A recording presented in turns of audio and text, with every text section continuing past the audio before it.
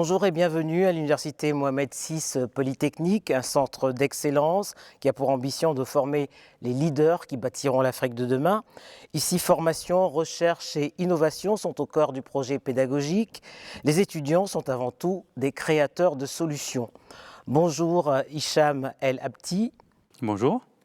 En quoi l'Université Mohamed VI Polytechnique a-t-elle révolutionné le regard que l'on porte sur l'enseignement supérieur en Afrique depuis sa création en 2017? Comme vous l'avez dit dans votre introduction, le cœur au niveau du programme pédagogique, c'est la recherche et l'innovation. En fait, le parti pris de l'Université Mohamed VI Polytechnique est de mettre la recherche comme moteur de toute sa construction et de tout son business model. Donc nous avons commencé par la partie recherche et après on a commencé à descendre au niveau de l'éducation et non pas l'inverse. Donc ce qu'on appelle des universités top-down. Et la recherche, c'est pour répondre à quoi comme question? Et donc le point de départ, c'était les défis auxquels l'Afrique est confrontée aujourd'hui.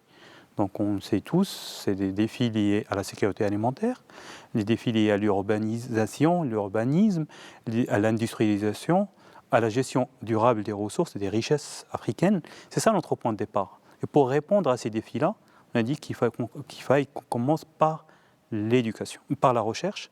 Et donc la recherche, forme d'excellence, appliquée plutôt, plus que la recherche fondamentale, on est appliqué pour répondre à ces défis-là. Et à partir de ça, on construit notre modèle pédagogique au niveau de l'éducation. Donc c'est ça un peu le parti pris plutôt de l'Université Mohamed VI Polytechnique dans son business model en termes de recherche, innovation et éducation. La partie innovation, c'est de permettre à tout un chacun au niveau de l'université, qu'il soit étudiant, qu'il soit membre administratif de l'administration, qu'il soit chercheur, d'emmener ce qu'il trouve jusqu'à la création de start-up si besoin est. Et l'université met à sa disposition toute une plateforme d'accompagnement jusqu'à un fonds d'investissement pour participer dans ces entreprises, dans ces start-up créées par son écosystème. Alors depuis 2 décennies, on dit que l'école en Afrique est malade. Qu'est-ce qui lui manque le plus?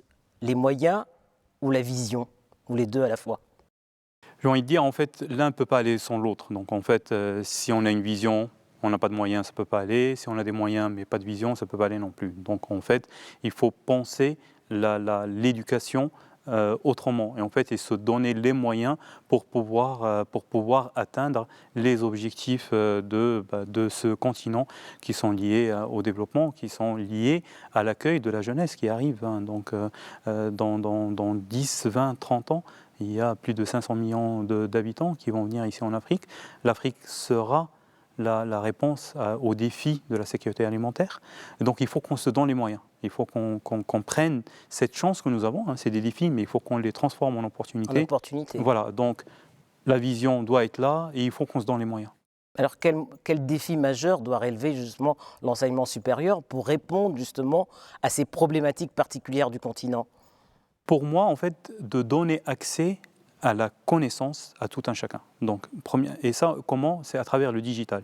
Donc, nous vivons une période qui est quand même très, très intéressante.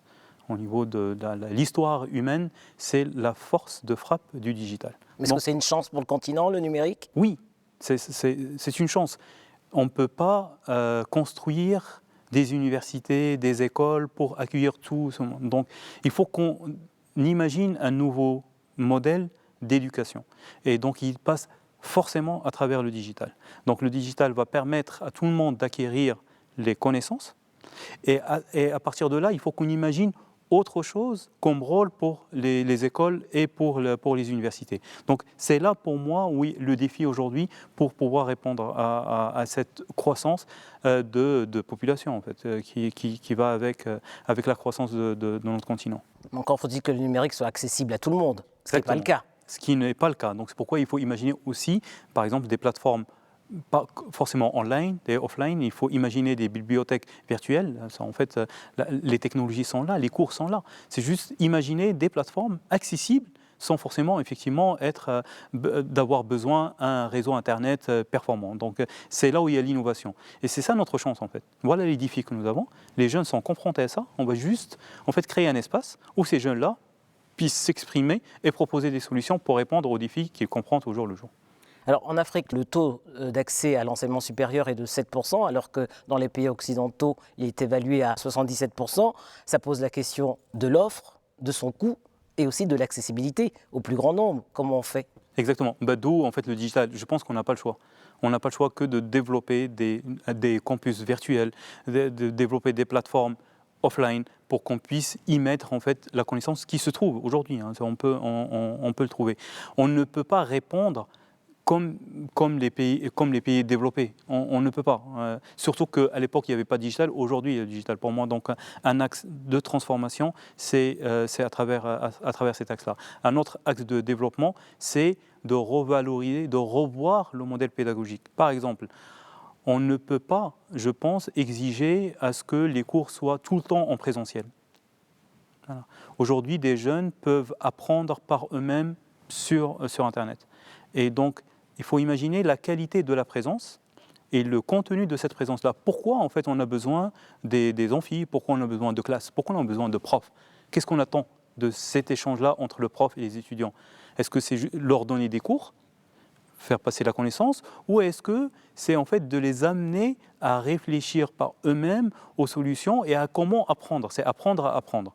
Voilà. Donc, c'est comme ça, pour moi, une façon, en fait, de répondre à ce défi-là. Alors, il y a 3 pôles au sein de l'université Mohamed VI Polytechnique, le pôle sciences et technologies, le pôle sciences humaines, mais également l'administration des affaires, des réponses adaptées aux problématiques spécifiques du continent. Exactement. Donc, si on prend par exemple là, au niveau du département du pôle, de toute façon, on ne les appelle pas comme ça, mais juste gardons le terme, donc pôle au département sciences et technologies, prenons la question de l'agriculture. On sait que, comme on l'a dit tout à l'heure, que l'Afrique sera la solution, forcément la solution pour le défi de la sécurité alimentaire. Mais comment le faire? En fait, on ne peut pas adopter les mêmes politiques agricoles qui ont été adoptées dans d'autres continents. Donc là, nous avons développé un master de recherche sur les sciences de la fertilisation. Il faut repenser l'agriculture. Exactement, repenser l'agriculture, repenser l'impact de cette fertilisation raisonnée au niveau de l'agriculture. Le business model au niveau du fermier, c'est le fermier qui est au centre de notre préoccupation. Donc le module, ou la formation, le master de recherche, a été pensé comme ça. Et d'ailleurs, en ce moment même, les jeunes qui suivent ce master-là, 70% sont de l'Afrique subsaharienne, sont dans plusieurs pays africains en train de faire leur projet de fin d'études. Et c'est ça, en fait, un exemple parmi d'autres sur, on commence par qu'est-ce qu'on veut, quel est le défi auquel on veut répondre, et à partir de là, on déroule. Et non pas juste quelqu'un ou des personnes qui sont enfermées, qui sortent un programme, et à partir de là, on va chercher qui peut suivre ce programme de formation. Et au niveau des sciences humaines? Au niveau des sciences humaines, un exemple, c'est les sciences comportementales et leur impact dans les politiques publiques, dans la décision publique. Aujourd'hui, pareil, on ne peut pas gouverner comme il y a 50 ans. Voilà. Il y a une jeunesse qui demande autre chose. Donc il y a des sciences comportementales qui expliquent un peu comment la décision publique ou politique peut être prise dans une localité, dans une région. Et en fait, ça, nous avons un master dans ça, pour répondre aux défis de nouvelles politiques publiques en Afrique. Alors justement, vous faites bien de parler de la gouvernance, puisque le slogan de l'université, c'est « Former les leaders de l'Afrique de demain ». Exactement. Mais alors, quels sont les critères et comment on définit ces leaders de demain? Quelles sont leurs qualités premières? Qualité première, l'écoute. L'écoute. Il faut qu'on arrive à écouter les autres. Il faut qu'on soit en empathie avec les autres. Donc ça, c'est quelque chose de très important. Il faut qu'on soit des gens qui sont là pour résoudre des problèmes. Il faut qu'on soit là avec un esprit d'entrepreneuriat. Et entrepreneuriat, ce n'est pas juste créer des startups. Un entrepreneuriat, c'est un état d'esprit. Comment je peux entreprendre si je suis dans une administration, si je suis dans une entreprise, si je travaille pour le public, comment je dois faire. Et c'est ça, en fait, les leaders de demain, c'est des gens qui créent des espaces d'écoute, d'échange, de laisser les autres faire. Au lieu de pêcher à leur place, on doit leur apprendre comment eux-mêmes peuvent pêcher. C'est ça, en fait, pour moi, le leader de demain. Donc, une nouvelle gouvernance. C'est une nouvelle gouvernance. En ayant l'être humain en face, au centre de sa préoccupation, et ce n'est pas juste il y a l'écoute, il y a aussi comment le laisser faire et comment créer cet espace où il peut lui-même prendre des initiatives et s'auto-réaliser. On parlait de démocratie participative, c'est un peu ça. C'est pourquoi en fait, nous avons créé une école d'intelligence collective au sein de l'université. C'est parce que c'est la clé de demain. C'est comment faire cohabiter, faire travailler un collectif. C'est pourquoi nous avons développé l'école, entre autres. Alors, un centre d'excellence partenaire de plusieurs universités internationales, c'est le cas de l'université. Plusieurs de ces universités internationales ont ouvert des campus sur le continent aujourd'hui. Est-ce que l'université Mohamed VI est appelée à en faire autant dans les capitales africaines? Exactement. En fait, la vocation de l'université, on va le rappeler encore une fois, c'est une vocation africaine. Donc aujourd'hui, ça fait que 3 ans, nous sommes quand même très très jeunes. Nous avons démarré par en fait, faire partie d'un grand réseau des universités en Afrique qui s'appelle RUForum. Nous avons beaucoup de partenariats en bilatéral avec plusieurs universités. Nous avons aujourd'hui dans des masters plus de 70% des étudiants qui viennent de l'Afrique subsaharienne. Et nous avons commencé à développer des partenariats sur place, par exemple en Côte d'Ivoire, où nous avons en train de développer une ferme expérimentale, donc comme celle que nous avons ici à Ben Guerir, avec un partenaire local. La même chose au niveau du Sénégal, et ça va être la même chose au niveau des autres régions africaines. Des autres régions africaines. Donc oui, l'ambition de l'université qu'on va grandir, en fait d'avoir une université panafricaine. Exactement, c'est-à-dire une université panafricaine. Hicham El Habty, l'université a été créée en 2017, on se projette dans 10 ans, en 2027, on y est presque, c'est demain. Quel sera l'avenir de cette université? Ça sera un beau campus dans une nouvelle ville, la ville verte, qui va être une ville intelligente, qui va accueillir des opérateurs industriels, des opérateurs qui sont dans le digital, des opérateurs qui sont dans l'agrobioscience, des opérateurs qui viennent dans les sciences comportementales qui vont être installés ici, à Ben Guerir, à côté d'un temple du savoir qui va être l'université, qui va accueillir plus de 6000 étudiants, avec plus de 400 enseignants-chercheurs, dont la majorité ont été formés en Afrique, par les Africains, sur des thématiques africaine.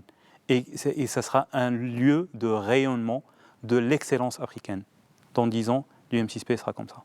Merci beaucoup, Hicham El Habty. Je vous en prie.